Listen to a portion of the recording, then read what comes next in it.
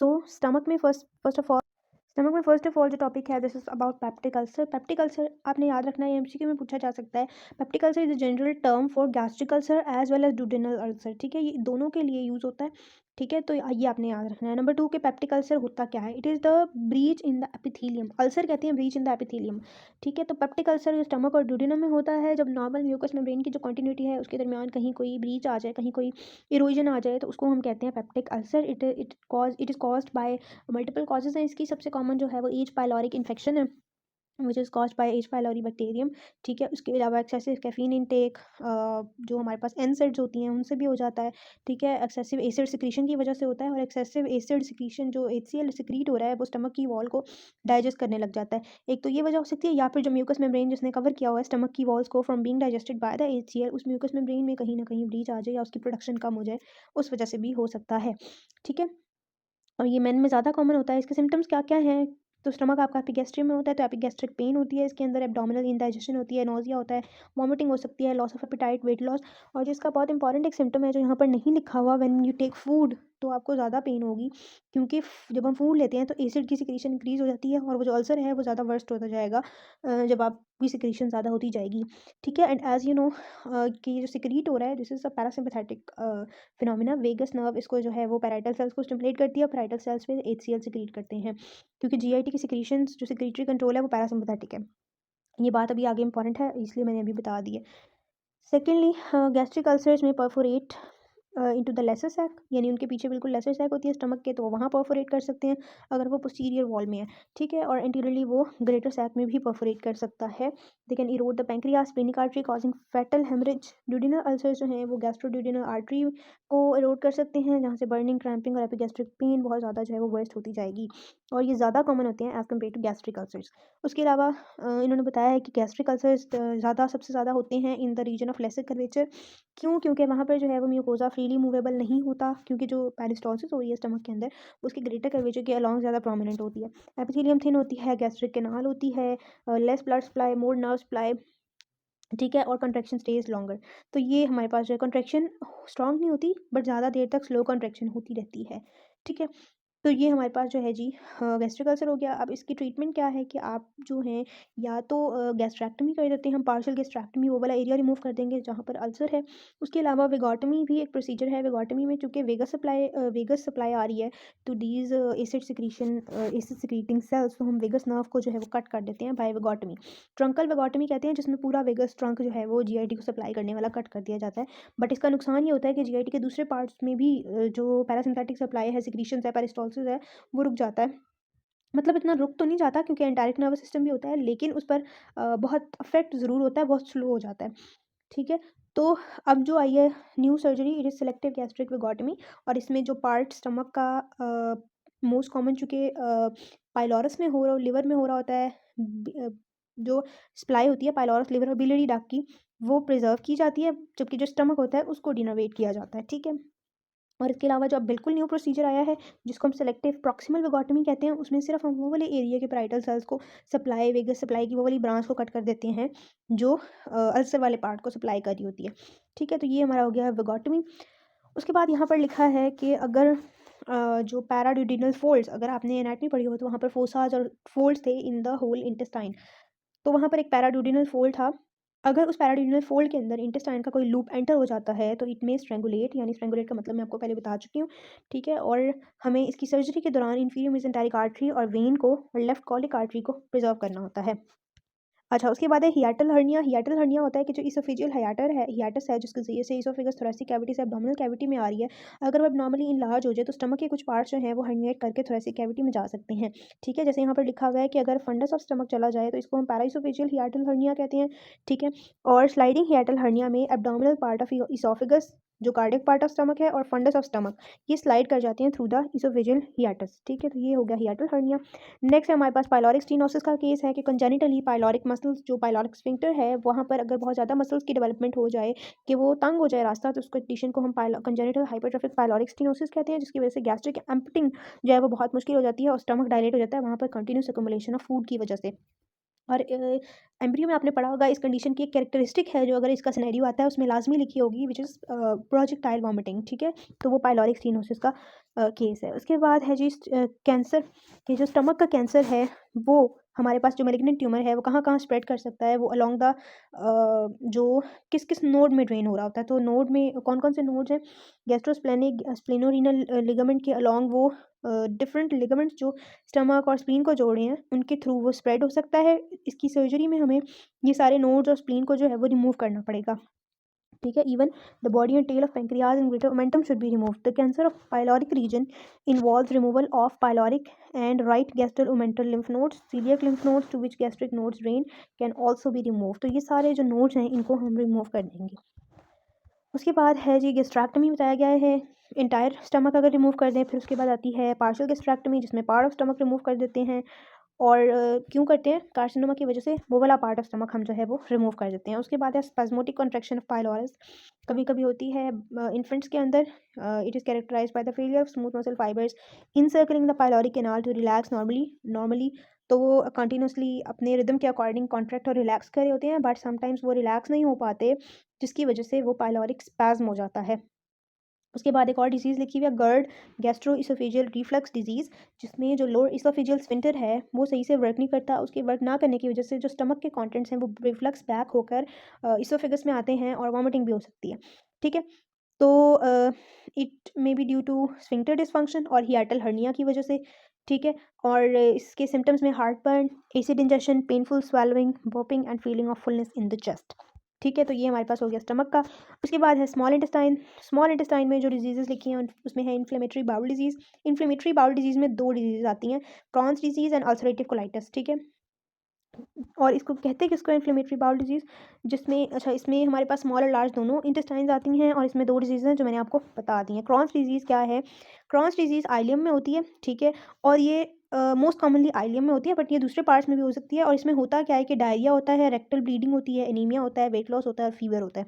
ठीक है, और अल्सरेटिव कोलाइटिस, हाँ क्योंकि कोलाइटिस लिखा है तो ये मोस्ट कॉमनली कोलन में होती है। ठीक है, और इसमें लार्ज इंटेस्टाइनल म्यूकोजा की इन्फ्लेमेशन हो जाती है, especially in rectum, and patients with prolong ulcerative colitis are in increase risk for developing colon cancer. तो ये 2 डिजीज़ेज़ हमारे पास इन्फ्लेमेटरी बाउल डिजीज़ में आती हैं, जिसमें बाउल की इन्फ्लेमेशन हो जाती है और वो इन्फ्लेमेशन हमारे पास डायरिया, रेक्टल ब्लीडिंग, एनीमिया वगैरह कॉज करती है in case of Crohn's disease. उसके बाद है मैकल्स डायवर्टिकुलम। मैकल्स डायवर्टिकुलम आपने एम्ब्रियोलॉजी में पढ़ा होगा, इसलिए मैं इसको यहाँ पर नहीं पढ़ा रही हूँ। उसके बाद है, अच्छा चलिए थोड़ा सा पढ़ लेते हैं।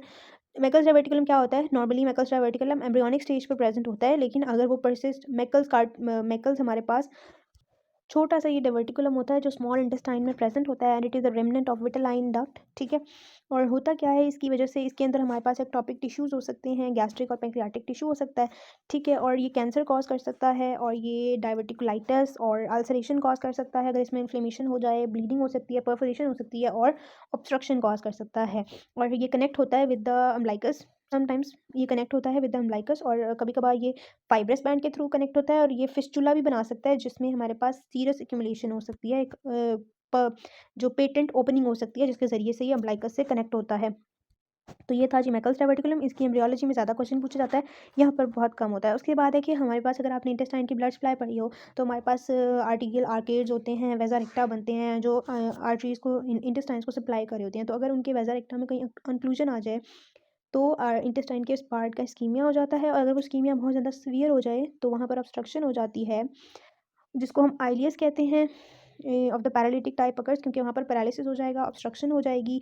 And ileus is accompanied by a severe colicky pain along with abdominal distension. अच्छा, कोलिकी पेन कहते हैं ऐसी पेन जो कि थोड़ी देर हुई फिर सेटल होगी, फिर होने लगी, पीरियडिक पेन होती है, और ये मोस्ट कॉमन फीचर्स होती है स्टोन्स का, रीनल स्टोन्स का। ठीक है, और यहाँ पर भी ये कह रहे हैं पेन की टाइप की बेस पर, वरना ये रीनल और गॉल स्टोन के केस में मोस्ट कॉमन पेन होती है along with abdominal distension, vomiting and often fever and dehydration. उसके बाद आ जाते हैं लार्ज इंटेस्टाइन पर। लार्ज इंटेस्टाइन की ये टर्म्स पढ़ने से पहले ना कुछ टर्म्स आपके एलोज में मेंशन है, जैसे इंटरसेप्शन है और दूसरी चीज़ें, तो वो मैंने वीडियो के ज़रिए से ऐड की हैं, पहले हम वो देख लेते हैं। The first type of mechanical obstruction, the most common, is what's known as an adhesion, and it's essentially where two parts of the bowel are connected with each other by a sort of fibrous band. So this is referred to as adhesion, and this can cause an obstruction. The other most common type of obstruction is where we have essentially a tumor, a cancer growth within the bowel itself, and this can lead to an obstruction. Another type of mechanical obstruction is known as a intersusception. Intersusception is essentially when the part of the bowel invaginates itself. So there's some terminology we have to know about intersusception. And the first one is the part of the bowel that goes into the other part of the bowel. This is known as the intussusceptum. And the part of the bowel that is on the outside, surrounding it, is now known as the intussuscipium. Another cause of a mechanical obstruction, a type of mechanical obstruction, is a hernia. And a hernia is essentially a protrusion of the part of the intestine through the abdominal wall because the abdominal wall can be weak, for example. And this can sort of strangulate the part of the intestine, causing obstruction. Finally, the last type of mechanical obstruction is known as a volvulus. And this is essentially where we get twisting of the bowel. तो जी अब large intestine की remaining diseases पढ़ते हैं। First of all is diverticulitis, जैसे कि इसके name से वाज़ेह हो रहा है, डाइवर्टिकुलाइटिस, इन्फ्लेमेशन ऑफ डाइवर्टिकुला, यानी समटाइम्स कॉलन में हाई प्रेशर की वजह से डाइवर्टिकुलास बन जाते हैं। डाइवर्टिकुलास कहते हैं like a small kind of swellings formed in the wall of large intestine, ठीक है। और उन डाइवर्टिकुलास के अंदर due to some reason infection हो जाए और इन्फ्लेमेशन हो जाए तो उसको हम कहते हैं डाइवर्टिकुलाइटिस। इसके सिम्टम्स में होता है abdominal pain in the left lower abdomen, लेकिन ये कहीं भी हो सकता है जहाँ पर भी डाइवर्टिकुलास बने। और इसका जो ट्रीटमेंट है, अगर आप हाई फाइबर डाइट लें तो उससे जो है इसके बनने के चांसेस जो हैं वो कम हो जाते हैं। वॉल्वुलस हमने पढ़ लिया है। देन वी हैव मेगाकोलॉन और हिर्शस्प्रंग्स डिजीज़। हिर्शस्प्रंग्स डिजीज़ में क्या होता है, एक्चुअली हमारे पास कंजेनिटली एक पार्ट ऑफ लार्ज इंटेस्टाइन जो है ना, वहाँ की जो नर्व सप्लाई होती है वो इम्पेयर्ड हो जाती है। उस नर्व सप्लाई की वजह से यानी उसकी जो इंटारिक प्लेक्सस अंदर डेवलप होना था इंटेस्टाइन की वॉल के अंदर, वो डेवलप नहीं होता, जिसकी वजह से वहाँ पेरिस्टालसिस नहीं होती। और वहाँ पेरिस्टालसिस ना होने की वजह से फूड आगे मूव नहीं कर सकता, तो उससे जो पिछला सेगमेंट है वहाँ पर फूड एक्यूमुलेट होने लग जाता है। वहाँ की जो कॉलन होती है, it most commonly occurs in colon. तो वो जो पार्ट है कॉलोन का जो उससे पहले होता है, उसका प्रॉक्सिमल पार्ट पे होता है, वो इनलार्ज होने लग जाता है। दैट इज़ नोन एज मेगाकोलॉन, और इस डिजीज़ को हम हिर्शस्प्रंग्स डिजीज़ कहते हैं, ठीक है। उसके बाद है एक्यूट अपेंडिसाइटिस। एक्यूट अपेंडिसाइटिस क्या है कि अपेंडिक्स की इन्फ्लेमेशन। समटाइम्स क्या होता है कि फूड पार्टिकल जब इलियम से सीकम आइलियम से सीकम के अंदर जाने लगता है तो कुछ पार्ट फूड मैटर का एंटर हो जाता है अपेंडिक्स के अंदर। Appendix is actually not a direct involve in digestion process, ये लिम्फेटिक ऑर्गन है, इसके अंदर लिम्फोइड फॉलिकल्स होते हैं। तो जब इसके अंदर फूड पार्टिकल आता है तो it seems foreign particle to it, तो उसके खिलाफ लिम्फोसाइट्स का वर्किंग स्टार्ट हो जाती है और वहाँ पर जो है वो इन्फ्लेमेशन हो जाती है, ठीक है। और इन्फ्लेमेशन की वजह से सिम्टम्स में इसके रीबाउंड टेंडरनेस होती है, पेरी एम्बिलिकल पेन होती है विच में move to the right iliac fossa और मैकबर्नीज पॉइंट पर पेन होगी, ठीक है। और इसकी पेन जो है रेफर होती है अम्ब्लाइकस के लेवल पर, तो अम्ब्लाइकस में भी पेन होती है।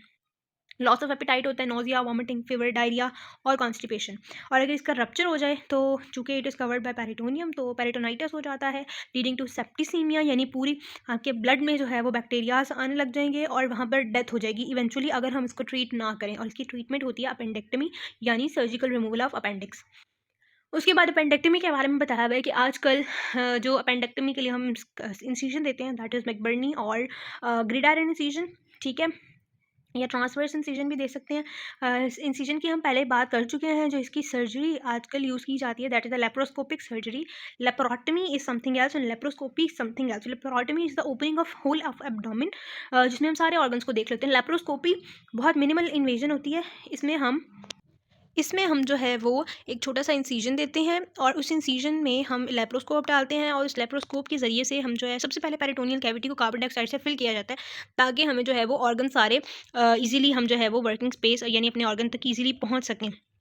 उसके बाद उस इंसिजन से हम लेप्रोस्कोप डालते हैं और एब्डोमिनल लेटरल एब्डोमिनल वॉल के साथ चलते हुए हम पहुंच जाते हैं अपेंडिक्स तक और फिर वहाँ से उसको कट कर दिया जाता है और उसकी आर्टरीज और उसकी जो ब्लड सप्लाई नर्व सप्लाई होती है उसको क्लैम्प कर दिया जाता है ताकि वहाँ से जो है वो ब्लड लॉस ना होता रहे। Then we have colonoscopy. Colonoscopy होती है जिसमें हम एंडोस्कोप के ज़रिए से कॉलन को देखते हैं और ये हम थ्रू रेक्टम हम जाते हैं, एनल कैनाल और रेक्टम, और फिर हम उसके ज़रिए से कॉलन को देखते हैं। It must be completely empty. इसके लिए हम पेशेंट का जो कॉलन है इट मस्ट बी एम्प्टी। और ये हम किन कंडीशंस में करते हैं? For bleeding, ulcers, diverticulitis, polyps, colon cancer, inflammatory bowel disease में देखते हैं, ठीक है। पेशेंट को लेफ्ट साइड पर उसके लाई करवाया जाता है और फिर कॉलोनोस्कोप डाला जाता है थ्रू द एनस और फिर वो टर्मिनल स्मॉल इंटेस्टाइन तक जो है वो उसको ले जाया जाता है और पूरी कोलन को देखा जाता है। उसके बाद अल्सरेटिव कोलाइटिस, ये हमने पहले ही पढ़ा है, it is a chronic ulceration and severe inflammation of the colon and rectum with cramping abdominal pain, और इसके नतीजे में रेक्टल ब्लीडिंग हो सकती है, डायरिया हो सकता है, पास और म्यूकस सिक्रीशन हो सकती है with faecal matter. Colectomy is the treatment, surgical treatment for this disease. हम कॉलन के इस पार्ट को रिमूव कर देते हैं, removal of terminal ileum, colon and rectum and anal canal, जहाँ जहाँ प्रॉब्लम होती है, and ileostomy is then constructed to reestablish a stoma an artificial opening. अच्छा, जब ये सर्जरी हो जाती है, जब सब कुछ स्टिच कर दिया जाता है, तो जब हमने ये सब कुछ रिमूव कर दिया, तो जब टर्मिनल आइलियम को स्टिच कर दिया तो उसकी ओपनिंग तो बंद हो गई, लेकिन फूड मैटर को हमने बाहर भी तो निकालना है ना बॉडी से, जो फीकल मैटर होगा। तो उसके लिए जब सर्जरी ठीक हो जाती है, रिकवर होने के बाद पेशेंट के, तब तक हम उसको आर्टिफिशियल मीन्स पर लगाते हैं, बट रिकवर होने के बाद एक और सर्जरी परफॉर्म की जाती है जिसमें हम आइलियोस्टोमी करते हैं और वहाँ पर ओपनिंग क्रिएट करते हैं, ताकि जो है वो खुद क्रिएट करते हैं, ताकि जो आइलियम है वो it is connected to periphery of an opening in the anterolateral abdominal wall, उसकी एब्डोमिनल वॉल में एक ओपनिंग क्रिएट करते हैं, आइलियम को उससे जोड़ देते हैं, और फिर आइलियम से फीकल मैटर जो है डायरेक्ट उस ओपनिंग के ज़रिए से बाहर चला जाता है। ठीक है, उसके बाद है जी rectal or digital finger examination is performed by inserting a gloved lubricated finger into the rectum। इसको हम rectal examination कहते हैं, जिसमें हम on the other hand press on the lower abdominal pelvic area palpating। अच्छा, इसमें हम lumps, tumor और enlargement के लिए palpate करते हैं through the rectum, और जब हम palpate कर रहे होते हैं हम abdomen को press करते हैं, pelvic region को press करते हैं, ताकि कोई lump वगैरह है तो वो हमें feel हो। और normally किन cases में करते हैं? Hemorrhoids, rectal carcinoma, prostate cancer, seminal vesicle, ampulla of ductus deferens, bladder, uterus, cervix, and all these conditions। Rectal cancer develops in the epithelial cells lining the lumen of rectum, यानी जो epithelial cells rectum को line करें वहाँ पर rectal cancer develop हो सकता है, and उसको हम डिटेक्ट करते हैं अगेन कॉलोनोस्कोपी से। ठीक है, और इट में स्प्रेड अलोंग लिम्फेटिक वेसल्स और वीनस सिस्टम के जरिए से ये स्प्रेड कर सकता है।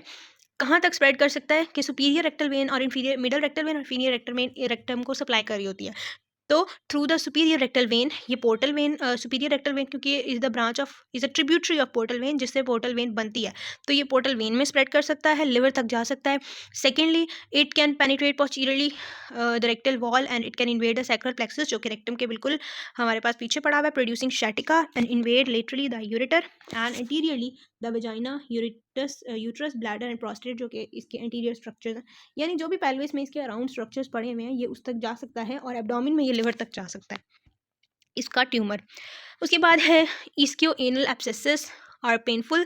इस्कियो एनल एब्सेसिस होती हैं, ischioanal fossa if you have started, तो एनल कैनाल के around there are ischioanal fossas between anal canal and ischial tuberosities, उनके अंदर एब्सेसिस बन सकती हैं, दे आर पेनफुल, और इन्फेक्शंस में reach them in several ways like after cryptitis. Anal के जो एनल साइनसेस, एनल के अंदर एनल साइनसेस होते हैं, ठीक है, उसकी इन्फ्लेमेशन की वजह से जो इन्फेक्शन है वो स्प्रेड कर सकता है। पेल्वी रेक्टल एब्सेस, यानी जो पेल्विस में रेक्टल एरिया में एब्सेसेस बनी हो वहाँ से स्प्रेड कर सकते हैं। After a tear in the anal mucous membrane, वहाँ से स्प्रेड कर सकता है, और from a penetrating wound in the anal region, तो ये इन्फेक्शन स्प्रेड कर सकता है। Then we have haemorrhoids, internal external haemorrhoids होते हैं। Haemorrhoids are actually dilated internal external venous plexus that are around rectum and anal canal, ठीक है, और ये यहाँ पर चूंकि पोर्टल और सिस्टमिक सर्कुलेशन का एनास्टोमोसिस होता है, तो जब पोर्टल हाइपरटेंशन होती है तो बैक फ्लो और प्रेशर इंक्रीज होने की वजह से यहाँ पर वेन्स डायलेट कर जाती हैं, जिसको हम हेमोरॉइड्स कहते हैं। इंटरनल और एक्सटर्नल होते हैं, एक्सटर्नल होते हैं जो कि externally rectal Venus, external rectal Venus plexus के अंदर डायलिटेशन होती है, पेक्टिनेट लाइन से नीचे होते हैं। उसके बाद they are situated below the pectinate line and they are covered by skin, क्योंकि ये एक्सटर्नली होते हैं, they are more painful because जो पेक्टिनेट लाइन से नीचे हैं वो pain fibres, pain sensitive area होता है, ठीक है, और पेक्टिनेट लाइन से ऊपर वाला विसरल फाइबर्स होते हैं, वहाँ पर पेन फाइबर्स नहीं होते, तो दैट्स वाई जो इंटरनल हेमोरॉइड्स होते हैं हमारे पास वो पेन सेंसिटिव नहीं होते, वो पेन कॉज नहीं करते, and they are covered by mucous membrane, they are situated above the pectinate line and they are dilated internal rectal venous plexus, so that's are the haemorrhoids, ठीक है, इनका scenario आता है, दे आर इंपॉर्टेंट और आपको इनका difference भी आना चाहिए। उसके बाद है superior mesenteric artery obstruction। Superior mesenteric artery supplies the midgut derivatives. It caused by a thrombus and embolus, atherosclerosis, aortic aneurysm, कोई ट्यूमर हो सकता है, कंप्रेशन हो जाएगा थर्ड पार्ट ऑफ ड्यूडेनम की, तो इसकी कंप्रेशन हो सकती है, and it can lead to small and large intestinal ischaemia, जो कि नेक्रोसिस की तरफ जा सकता है। उसके बाद आ जाते हैं लिवर पर। लिवर पर ये मैं सिनेरियोज वाले लेक्चर में बड़ा अच्छे से एक्सप्लेन कर चुकी हूँ लिवर का, अब मैं आपको कॉन्सेप्ट दे देती हूँ, ठीक है, आप वो जरूर सिनेरियो वाला लेक्चर सुनिएगा, पेपर पॉइंट ऑफ व्यू से ये सिनेरियो किस तरह आ सकते हैं, तो उसमें मैंने ये बताया है। अब आपको पता है कि जीआईटी से जितना भी ब्लड आ रहा है, it will first of all it will enter into the portal vein and then into the liver, पूरी सर्कुलेशन में जाने से पहले, लेकिन पोर्टल वेन जो लिवर के अंदर एंटर हो रही है ना, उस वो before entering into the liver 3 और 4 ब्रांचेस देती है, जो कि डायरेक्टली सिस्टमिक सर्कुलेशन यानी इंफीरियर वेना केवा की ट्रिब्यूटरीज के साथ एनास्टोमोस कर रही होती है। ठीक है, ये बात आपने समझनी है कि portal circulation directly systemic circulation से कनेक्ट नॉर्मली नहीं होती, बीच में लिवर आता है, बट इन सर्टन प्लेसेस 3 से 4 जगहें हैं जहाँ पर जो है ये कनेक्ट होता है। First of all is oesophagus, lower part of oesophagus, वहाँ पर हमारे पास ये डिफरेंट ब्रांचेस हैं, इनके नेम्स भी आपने याद करने हैं फ्रॉम एनाटमी कि कौन कौन सी ब्रांच पोर्टल वेन की होती है, कौन सी सिस्टमिक ब्रांच होती है जो इस एनास्टोमोसिस में पार्टिसिपेट करी होती है। सेकेंडली एनल कैनाल और रेक्टम पर जो हेमोरॉइड्स भी कॉज करते हैं, अभी हमने ऊपर पढ़ा, तो वहाँ पर होता है। थर्डली हमारे पास होता है अम्बिलिकस पेरिअम्बिलिकल रीजन में, ठीक है। और एक लास्ट यहाँ पर लिखा हुआ है स्पाइडर नेवी और spider angioma small red spiral कार्टियो चीक्स, नेक और शोल्डर में भी एक थोड़ी सी जगह पर होता है। अब जब हमारे पास लिवर के अंदर कोई मसला होगा, लिवर का ट्यूमर होगा, लिवर सिरोसिस होगा, तो क्या होगा कि liver is unable to do what it performs, ठीक है। यानी पोर्टल ब्लड उसके पास आ रहा है बट वो उसका कर नहीं पा रहा कुछ, बिकॉज लिवर सिरोसिस में लिवर जो है वो श्रिंक हो जाता है, और लिवर के श्रिंक होने की वजह से पोर्टल ब्लड उसके अंदर एंटर नहीं हो पाता, और पोर्टल वेन के अंदर जो है प्रेशर इंक्रीज हो जाता है, जिसको हम पोर्टल हाइपरटेंशन कहते हैं। पोर्टल हाइपरटेंशन की वजह से वो जो पोर्टल वेन की ब्रांचेस होती हैं उनके अंदर भी प्रेशर इंक्रीज होता है, और जहाँ जहाँ पोर्टो सिस्टमिक एनास्टोमोसिस होता है वहाँ की वेन्स में डायलिटेशन हो जाती है, जो हमें अपेरेंटली नजर आती है थ्रू सम इंडिकेशंस, ठीक है। First of all is oesophageal varices, जो लोअर एंड ऑफ इसोफेगस पर एनास्टोमोसिस था, वहाँ पर जो वेन्स की डायलिटेशन होगी उस कंडीशन को हम इसोफेजियल वेरिसिस कहते हैं, ठीक है। अराउंड द एनस उसको हम जो है वो हेमोरॉइड्स कहते हैं। Around the umbilicus star shape pattern में वेन्स डायलेट होंगे, जिसको साइन को हम कैपिट मेड्यूसी कहते हैं, ठीक है। और ये चीक्स फेस पर स्पाइडर नेवी और स्पाइडर एंजियोमा और असाइटिस हो सकता है। लिवर सिरोसिस के पेशेंट में एडिमा होगा क्योंकि प्लाज्मा प्रोटीन्स नहीं बन रही हैं। जॉन्डिस होगा, बिलीरुबिन एक्सक्रीट नहीं होगा, बिलीरुबिन की कॉन्जुगेशन नहीं होगी। हिपैटिक एन्सेफलोपैथीज होंगी क्योंकि जो लिवर डिटॉक्सिफिकेशन कर रहा था वो डिटॉक्सिफिकेशन नहीं होगी, और ब्लड जो है वो ऐसे ही शंट कर दिया जाएगा सिस्टमिक सर्कुलेशन में, तो वो जो ब्रेन में डैमेज कॉज होगा that is it will be known as hepatic encephalopathies. तो ये सारा कुछ जो है ये लिवर के अंदर अगर सिरोसिस होता है तो उस कंडीशन में हो सकता है। लिवर सिरोसिस क्यों होता है? लिवर सिरोसिस होता है actually when the liver parenchyma is replaced by fibrofatty tissue, ठीक है। और होता क्या है, इसके रीजंस क्या हैं? By continuous alcohol use, chronic alcohol abuse, hepatitis B C and D, and injection of poisons, alcoholic cirrhosis characterised by hobnail appearance of the liver. तो ये हमारे पास कुछ लिवर सिरोसिस के सिनेरियो था। उसके बाद है, अच्छा इसमें स्प्लीनोमेगाली भी हो सकती है, पामर एरिथीमा भी हो सकता है, pectoral alopecia, loss of hair. अब ये जो पोर्टल हाइपरटेंशन होती है हम इसको ट्रीट कैसे करते हैं? हम आर्टिफिशियल शंट्स क्रिएट करते हैं from portal vein to the systemic circulation, जो कि डायरेक्ट ड्रेनेज कर सकें ताकि जो हाइपरटेंशन है वो कम हो, ठीक है। तो it is a bye means of shunt between the portal when and the inferior vena cava as they lie close together below the live by the splenorenal Warren shunt, accomplished by anastomosing the splenic vein to the left renal vein, or by this transjugular intrahepatic portosystemic shunt, ठीक है। आपने बस shunts के नाम याद कर लें if you need. उसके बाद है जी बर्ड क्यारी और कैरी सिंड्रोम। ये क्या होता है कि जब हिपैटिक वेन्स की due to some reason occlusion हो जाती है तो क्या होता है, उनके अंदर हाई प्रेशर होता है, जिसकी वजह से जो ऊपर हमने सिम्टम्स पढ़े हैं वही दोबारा से आ जाएंगे। उसके बाद है हिपैटोमेगैली। हिपैटोमेगैली में क्या होता है, ड्यू टू हेपेटाइटिस और अदर रीजंस लिवर की इन्लार्जमेंट हो जाती है, और लिवर जो है अपने साइज से जब बड़ा होता है तो नॉर्मली वो पैल्पेबल नहीं होता उसका इंफीरियर एज, बट हिपैटोमेगैली में उसका इंफीरियर एज पैल्पेबल होगा। और it is the common site of carcinoma from organs drained by portal vein. जिन भी ऑर्गन्स को पोर्टल वेन ड्रेन करती है, जैसे अभी हमने पीछे पढ़ा था कि लार्ज इंटेस्टाइन से रेक्टम वाले पोर्शन से भी कैंसर मूव करके लिवर तक आ सकता है। तो बहुत सारे कैंसर्स हैं जो लिवर तक आ सकते हैं, even from thorax because of connection of lymphatic vessels. उसके बाद सबफ्रेनिक एब्सेसिस बन सकती हैं that results from peritonitis. They are more common on the right side because of the frequency of ruptured appendicitis and perforated duodenal ulcers, ठीक है। इसका liver से कोई ताल्लुक नहीं है, बट डायफ्राम के नीचे एब्सेसिस बनती हैं पेरिटोनियम के रप्चर की वजह से, जो कि डिफरेंट ऑर्गन्स की, जैसे अपेंडिक्स में इन्फ्लेमेशन हो वो रप्चर हो जाए तो उसका इन्फेक्शन पूरे एब्डोमिनल कैविटी में स्प्रेड कर जाता है। उसके बाद इंपॉर्टेंट है कि जब लिवर के अंदर कार्सिनोमा हो या लिवर इनलार्जमेंट हुई हुई है या सिरोसिस हुआ है, हमने लिवर की बायोप्सी करनी है, तो हम एक छोटी सी नीडल के ज़रिए से लिवर का थोड़ा सा सैंपल लेते हैं और फिर हम उसका जो है वो बायोप्सी करते हैं। उसके बाद उसके अलावा लिखा हुआ है कि उसका अल्ट्रासाउंड सिटी स्कैन, ये this is not important. Pringle's manoeuvre क्या होता है ड्यूरिंग सर्जरी? अगर हमने hepatic gall bladder removal surgery हो रही है या लिवर की कोई सर्जरी हो रही है जिसमें हम चाहते हैं ज़्यादा ब्लीडिंग ना हो, तो हम जो है हिपैटिक आर्टरी को क्लैंप करने की बजाय अगर हम फोरामेन ऑफ विंसलो पर थंब रख दें, उसको पुश कर दें, जिससे क्या होता है कि हिपैटिक आर्टरी चूँकि वहाँ प्रेजेंट होती है, तो उसकी जो है वो ब्लड आना बंद हो जाता है और एक्सेसिव हेमरेज से जो है इससे हम बच सकते हैं। ये पास पेपर में आया हुआ है, बाय नेम तो नहीं आता, बट वो पूछते हैं कि अगर हमने ब्लीडिंग को प्रिवेंट करना हो तो हम क्या करते हैं। प्रिंगल्स मैन्यूवर कहते हैं इसको। उसके बाद है जी गॉल ब्लैडर। गॉल ब्लैडर में इंपॉर्टेंट क्लिनिकल गॉल स्टोन्स का है और कोलिसिस्टाइटिस का है, कोलिसिस्टेक्टमी का है, ठीक है। So gallstones are form by solidification of bile constituents and composed of, इसमें कोलेस्ट्रॉल क्रिस्टल्स होते हैं, बाइल पिगमेंट्स और कैल्शियम होता है। They are present commonly in fat fertile, अच्छा 4 एव्स होती हैं जिसके जैसे गॉलस्टोन बहुत ज़्यादा प्रेवलेंट होते हैं। Fat fertile females over 40s, ठीक है। तो ये एव्स में कॉमन होता है। More commonly fundus of gall bladder में बनता है, ठीक है। और अगर स्टमक इतना स्टोन इतना बड़ा हो जाए कि वो परफोरेट हो जाए, ऑब्स्ट्रक्शन कॉज की, फिर वो परफोरेट हो गया, तो फिर वो ट्रांसवर्स कोलोन में और ड्यूडेनम में जो है वो अल्सरेट कर सकता है, ठीक है। उसके अलावा बाइल डक्ट की ऑब्स्ट्रक्शन हो सकती है स्टोन की वजह से, where they will be obstructing bile flow to the duodenum, जिसकी वजह से जॉन्डिस हो जाएगा। सिस्टिक डक्ट की ऑब्स्ट्रक्शन हो सकती है, कोलिसिस्टाइटिस हो जाएगा। हार्ट में pouch from where they can loss to duodenum, जिसके जरिए से जो स्टोन है वो गॉल ब्लैडर से ड्यूडेनम में चला जाएगा। हेपेटोपेंक्रियाटिक एम्पुला कहते हैं जहाँ पर बाइल डक्ट और पेंक्रियाटिक डक्ट मिलकर ना एक छोटी सी स्वेलिंग बनाती हैं बिफोर ओपनिंग इनटू ड्यूडेनम। वहाँ पर अगर स्टोन चला जाए तो दोनों सिक्रीशंस जो हैं वो आना बंद हो जाएंगी और हमारे पास जो है वो पेंक्रियाटाइटिस भी हो जाएगा along with the cholecystitis. So cholecystitis is the inflammation of gallbladder that is caused by obstruction of 60 duct by gallstones. इसमें पेन होती है ओवर राइट हाइपोकॉन्ड्रियम और ये पेन रेडिएट होती है राइट स्कैपुला और राइट शोल्डर पर। This is very very important. इसकी पेन रेडिएट होती है राइट स्कैपुला और राइट शोल्डर पर।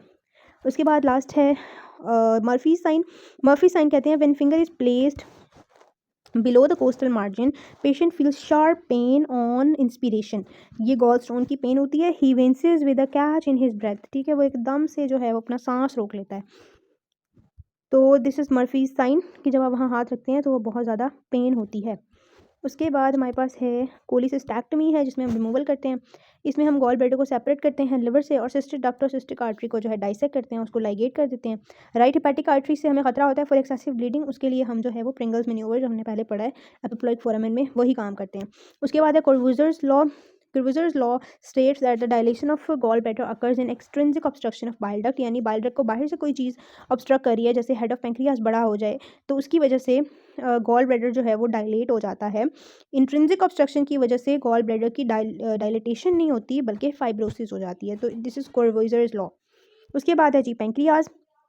पेंक्रियाज में पेंक्रियाटाइटिस होता है। वही मैंने बताया कि अगर गॉल स्टोन जो है वो हिपेटोपेंक्रियाटिक एम्प्यूला में आ जाता है या कोई ऐसा स्टोन है जो पेंक्रियाटिक डक्ट को ब्लॉक कर देता है तो पेंक्रियाटाइटिस हो जाता है। पेंक्रियाटिक कैंसर हो सकता है कि पेंक्रियाज में कैंसर हो, ठीक है। और cancer of pancreatic head often compresses and obstructs the bile duct causing obstructive jaundice, ठीक है।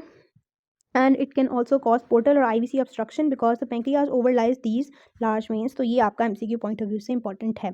उसके बाद है during pancreatectomy head of pancreas is preserve to retain blood supply of duodenum, क्योंकि जो ड्यूडिनल आर्टरी है, गैस्ट्रो ड्यूडिनल आर्टरीज हैं, ये हेड ऑफ पेंक्रियाज से होते हुए ड्यूडिनम तक जाती हैं।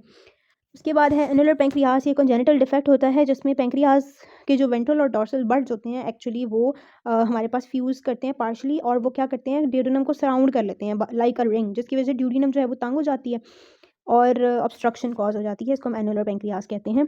उसके बाद स्प्लीन है। स्प्लीनोमेगाली इसमें इंपॉर्टेंट है। Splenomegaly is caused by venous congestion that में result from the thrombosis of splenic vein, यानी स्प्लीनिक वेन जो कि ड्रेन करी है स्प्लीन को, अगर उसमें ब्लॉकेज आ जाएगा तो ब्लड जो है वो एक्यूमुलेट होने लग जाएगा स्प्लीन के अंदर, वो स्प्लीनोमेगाली कॉज करेगा। पोर्टल हाइपरटेंशन है तो भी स्प्लीनोमेगाली होती है क्योंकि स्प्लीनिक वेन भी पोर्टल वेन की फॉर्मेशन में पार्टिसिपेट करती है, ठीक है। तो जब प्रेशर हाई होगा तो बैक प्रेशर इंक्रीज होगा और स्प्लीनोमेगाली हो सकती है, ठीक है। और जिसकी वजह से थ्रोम्बोसाइटोपिनिया होता है एंड ईजी ब्रूजिंग। थ्रोम्बोसाइटोपिनिया इसलिए होता है बिकॉज हमारे पास जो है वो ब्लड की जो है, जब ब्लड ज़्यादा देर स्प्लीन में रहता है तो ब्रेक डाउन होने लग जाती है ब्लड सेल्स की। It has symptoms of bone pen, weight loss, night sweats. Splenomegaly में रिजल्ट फ्रॉम ग्रेनुलोसिटिक ल्यूकीमिया, हिमोलिटिक और ग्रेनुलोसिटिक एनीमिया, ठीक है। तो ये हमारे पास जो है ये क्योंकि spleen is the organ of break down of RBC, ठीक है। तो एनीमिया होता है। उसके बाद रप्चर ऑफ स्प्लीन। अगर हमारे पास क्योंकि स्प्लीन कवर होती है 10 to 12 रिब्स से, तो अगर उनका फ्रैक्चर हो जाए तो स्प्लीन का रप्चर हो सकता है। बहुत प्रोफ्यूज ब्लीडिंग होती है क्योंकि स्प्लीन के अंदर बहुत ज़्यादा ब्लड होता है, हमारी बॉडी का स्टोर भी होता है। ठीक है, and it is very difficult to repair और पेशेंट इवन डेथ में जा सकता है। तो आपने पेशेंट की स्प्लीन को अगर आपको पता चला है उसके रिब्स का फ्रैक्चर है, तो आपने सबसे पहले उसकी ब्लीडिंग कंट्रोल करनी है और आपने ये देखना है कहीं उसकी स्प्लीन रप्चर तो नहीं हो गई। ठीक है, it may be removed surgically with minimal effect on body function, क्योंकि स्प्लीन को हम स्प्लीनेक्टमी भी कर सकते हैं, क्योंकि ये एक लिम्फेटिक ऑर्गन है, उसका बॉडी फंक्शंस पर इतना कोई ख़ास रोल नहीं है। ठीक है, और दूसरे रेटिकुलो एंडोथेलियल ऑर्गन्स अगर ये चला जाए तो वो इसका फंक्शन टेकअप कर लेते हैं। स्प्लीन नीडल बायोप्सी में भी हम कॉस्टोडायाफ्रेगमेटिक रिसेस के ज़रिए से स्प्लीन नीडल बायोप्सी करते हैं। कॉस्टोडायाफ्रेगमेटिक रिसेस होती है जो हमारे पास ये हमारा कॉस्टल मार्जिन है ना, ये बीच में स्टर्नम है, दिस इज़ कॉस्टल मार्जिन, तो दिस इज़ कॉस्टोडायाफ्रेगमेटिक रिसेस। ठीक है, और यहाँ पर बिल्कुल स्प्लीन पड़ी होती है, तो हम इसके ज़रिए से ना स्प्लीन तक जाते हैं फॉर बायोप्सी। उसके बाद है Kehr sign, smaller branches of splenic artery are and arteries, their obstruction causes splenic infection, जिसकी पेन लेफ्ट शोल्डर में रेफर होती है। गॉल ब्लैडर की राइट में होती है, इसकी लेफ्ट शोल्डर में रेफर होती है, और इस पेन को हम जो है वो केहर साइन कहते हैं। इसमें ऐसा कोई इतनी समझने वाली बात नहीं है। उसके बाद ये हमारा टॉपिक आ जाता है किडनीज़ का। ठीक है, ये हमारा लास्ट टॉपिक है। यस, इसके बाद ये सारे टॉपिक पेल्विस के हैं। सो किडनीज़ में क्या है, पेल्विक किडनी, सबसे पहले किडनीज़ पेल्विस में बनती हैं, बट ड्यूरिंग डेवलपमेंट वो असेंड करती हैं इनटू द एब्डोमिनल कैविटी, और अगर ये असेंड नहीं हो पाती तो इसको हम पेल्विक किडनी कहते हैं। It is an ectopic kidney. Pelvic kidney भी हो सकती है, दो पेल्विक किडनीज फ्यूज़ होकर एक बायलोब्ड ऑर्गन भी बना सकती हैं, जिसको हम हॉर्सशू किडनी कहते हैं। ठीक है, हॉर्सशू किडनी में लोअर पोल्स फ्यूज़ होते हैं और जो है वो असेंड नहीं कर पाती ड्यू टू हमारे पास इंफीरियर मेसेंटेरिक आर्टरी की वजह से। दूसरी बात ये कि they may obstruct the urinary tract by its impingement on the ureters. ठीक है, क्योंकि यूरेटर्स के ऊपर कंप्रेस कर रही होंगी तो ये यूरिनरी ट्रैक को ऑब्स्ट्रक्ट कर सकती हैं, और इनका फंक्शन भी नॉर्मल इतना नहीं होगा जैसे नॉर्मल किडनीज़ का होता है। उसके बाद है left renal vein traverses between the superior mesenteric artery anteriorly and the abdominal aorta posteriorly, यानी एब्डोमिनल एओर्टा और सुपीरियर मेसेंटेरिक आर्टरी के दरमियान में हमारे पास लेफ्ट रीनल वेन होती है। Downward traction on the superior mesenteric artery may compress the left renal vein, ये compress हो सकती है, जिसकी वजह से रीनल वेन इंट्रैपमेंट सिंड्रोम होता है, जिसे हम नट क्रैकर सिंड्रोम भी कहते हैं। और इसमें क्या होता है, द सिंड्रोम में इंक्लूड हीमाचूरिया, प्रोटीन यूरिया। ठीक है, इससे क्या होगा, जो ब्लड सप्लाई आ रही है किडनी को वो कंप्रोमाइज़ हो जाए, सॉरी ब्लड ड्रेन जो हो रहा है किडनी से वो कंप्रोमाइज़ हो जाएगा, और किडनी के अंदर यूरिन में ब्लड अपीयर होने लग जाएगा, हीमाचूरिया होने लग जाएगा, proteinuria, abdominal pain, vomiting और left testicular pain in men होगी, बिकॉज इसी रीनल वेन में हमारे पास ड्रेन हो रही होती है, टेस्टिकुलर वेन भी हो रही होती है। ठीक है, सो दैट्स वाई यहाँ पर टेस्टिकुलर पेन भी होती है। तो ये लेफ्ट रीनल वेन की कंप्रेशन होती है जब आप सुपीरियर मेसेंटेरिक आर्टरी को ट्रैक डाउनवर्डली, वो डाउनवर्ड की तरफ खींचती है तब। उसके बाद है पेरिनेफ्रिक एब्सेस। पेरिनेफ्रिक एब्सेस होती है कि इसमें होता ये है कि एक किडनी में लेट्स सपोज कोई इन्फेक्शन हो गया है या वो डैमेज हो गई है, तो अब उस किडनी से इन्फेक्शन स्प्रेड हो सकता है या तो लिम्फेटिक रूट के ज़रिए से, वीनस रूट के ज़रिए से, आर्टीरियल रूट के ज़रिए से। तो नॉर्मली ये सब कुछ एंटर हो रहा होता है at the level of renal hilum, और रीनल हाइलम में इन सब चीज़ों को कॉम्पैक्ट फॉर्म में रीनल फेशिया ने इनक्लोज करके रखा होता है। ठीक है, लेकिन जब ऐसा रीनल एब्सेस के केस में जो एब्सेस होती है वो स्प्रेड कर जाती है by this loosely attached fascia, जिन केसेस में इस फेशिया इतना स्ट्रांग नहीं होता, उन केसेस में वो इस फेशिया को पियर्स करते हुए वो बाहर निकल जाता है और वो पेल्विस में स्प्रेड कर सकता है अलोंग द यूरेटर्स, और वो दूसरी किडनी में भी स्प्रेड कर सकता है। उसके बाद है जी ट्रांसप्लांटेशन ऑफ किडनी, कि जो किडनी हम ट्रांसप्लांट करते हैं किसी दूसरे डोनर से इनटू अ रेसिपिएंट, उसको हम नॉर्मली वहाँ पर नहीं लगाते जहाँ पर नॉर्मली हमारी लंबर रीजन में किडनी होती है, वो ट्रांसप्लांट होती है in the iliac fossa of the greater pelvis. ठीक है, ताकि जो हमारे ब्लड वेसल्स हैं और ब्लैडर हैं वो वहाँ करीब करीब होती हैं। ठीक है, और हमें कोई सपोर्ट नहीं चाहिए होती, जैसे हमें फिर वरना अगर हम लंबर रीजन में लगाएंगे तो हमें एडिशनली वहाँ कोई सपोर्ट भी लगानी पड़ेगी ताकि किडनी वहाँ सस्पेंड रहे। ठीक है, उसके अलावा वो डीनर्वेटेड किडनी होती है, जो डोनर किडनी होती है वो डीनर्वेटेड होती है। Secondly, kidney is remove from donor without damaging adrenal gland, this site supports the transplanted kidney so that retraction is not placed on surgically anastomosed vessels. ठीक है, यानी ये इलियक फोसा में किडनी लगाने की एक रीज़न ये भी है कि जो आपने ऊपर किडनी रिमूव करके या ऊपर जो किडनी ख़राब थी उसको निकाल कर आपने जो वहाँ पर वेसल्स का एनास्टोमोसिस बना दिया है, अब आपको दोबारा नई किडनी के लिए वो डिस्टर्ब ना करना पड़े, आपको नीचे ही वेसल्स मिल जाएंगी, करीब है यूरिनरी ब्लैडर भी, तो आप जो है इलियक फोसा में ही वो ट्रांसप्लांटेड किडनी लगा देते हैं। ठीक है, और हम उसकी जो रीनल आर्टरी और रीनल वेन होती है हम उसको डायरेक्टली एक्सटर्नल आइलियक आर्टरी और एक्सटर्नल आइलियक वेन से कनेक्ट कर देते हैं। उसके बाद है जी नेफ्रोप्टोसिस। नेफ्रोप्टोसिस क्या होता है? It is the downward displacement of the kidney, dropped kidney और फ्लोटिंग किडनी, जिसकी वजह ये होती है कि किडनी को जिन चीज़ों ने, फैट ने, फेशिया ने सस्पेंड करके रखा हुआ है, वो डेवलप नहीं हुआ होता अच्छे से, या वो वीक हो गया होता है ड्यू टू सम रीजंस, ठीक है, जिसकी वजह से किडनी एब्डोमेन में फ्रीली मूव कर रही होती है और इवन वो पेल्विस में भी चली जाती है, और वो यूरेटर, क्योंकि यूरेटर साथ अटैच है तो वो यूरेटर को खींच लेती है, जिसकी वजह से यूरेटर में ऑब्स्ट्रक्शन हो सकती है, ठीक है। और इस कंडीशन में हाइड्रोनेफ्रोसिस भी हो सकता है अगर हमारे पास जो है वो ऑब्स्ट्रक्शन हो गई है, यूरेटर की कंप्रेशन हो गई है तो। Then we have polycystic kidney disease. ये आपने इसमें मल्टीपल सिस्ट बन जाते हैं किडनी में। फिर उसके अलावा किडनी स्टोन्स हैं, जिसमें किडनी में स्टोन्स बन जाते हैं, जिसमें कैल्शियम स्टोन्स हैं, कैल्शियम ऑक्सलेट स्टोन्स हैं, phosphate, urea, uric acid, cystine stones हैं, ठीक है। और वो कैलिसिस में बनते हैं और फिर हम उनको सर्जिकली जो है वो रिमूव करते हैं। उसके अलावा यूरेटर में भी स्टोन्स बन सकते हैं और मोस्ट कॉमनली बनते हैं जहाँ जहाँ यूरेटर की कॉन्स्ट्रिक्शंस होती हैं, ठीक है। और यूरेटर की constriction at the level of जहाँ पर वो रीनल पेल्विस और यूरेटर का जंक्शन होता है वहाँ पर होती है, जहाँ पर रीनल एक होती है वहाँ पर, एक यूरेटर और ब्लैडर के जंक्शन पर होती है, और एक हमारे पास जो है वो ब्लैडर से थोड़ा सा ऊपर उस लेवल पर होती है, तो वहाँ पर कैल्कुलाई यानी स्टोन्स बनने के चांसेस बहुत ज़्यादा होते हैं। और जो पेन है यूरेटर की, जब इसमें पेन होती है स्टोन की वजह से, the pain passes inferoanteriorly from the loin to the groin. कमर से जो है वो पेन जो है वो स्टार्ट होती है फ्रॉम द बैक, और फिर वो पेन रेडिएट करती हुई इन टू द ग्रॉइन रीजन तक जो है वो पेन आती है, जैसे जैसे स्टोन प्रोग्रेस करता है थ्रू द यूरेटर, ठीक है। और इस पेन फाइबर्स लेके जा रहे होते हैं genitofemoral nerve N1 and L2, the scrotum in males, the labia majora in females, ureteric calculi can be observed and remove with a nephroscope, ठीक है, विच इज़ एन इंस्ट्रूमेंट, जो कि हम एक छोटे सा इंसिजन देकर हम जो है वो इंसर्ट करते हैं। लिथोट्रिप्सी शॉक वेव थेरेपी है, जिसके ज़रिए से हम शॉक वेव्स के ज़रिए से उस स्टोन को जो है वो ब्रेक करते हैं इनटू स्मॉल पीसेस, जो कि यूरिन में फिर पास आउट कर दिया जाता है। हाइड्रोनेफ्रोसिस क्या होता है? हाइड्रोनेफ्रोसिस होता है excessive fluid in the kidneys, it may accumulate in the renal pelvis and renal calyces due to the obstruction of ureter, या ऑब्स्ट्रक्शन हो गई है यूरिन फ्लो की bye kidney stones in the ureter, या ureters compress हो गए हैं। Symptoms हैं nausea, vomiting, urinary track infection, fever, dysuria, urinary frequency and urinary urgency, बहुत ज़्यादा यूरिन आएगा और बहुत अर्जेंटली आएगा। उसके अलावा है रीनल एंगल, क्या चीज़ है last? Renal angle is the angle between lower border of 12th rib and outer angle of erector spinae. अच्छा, this is not much important.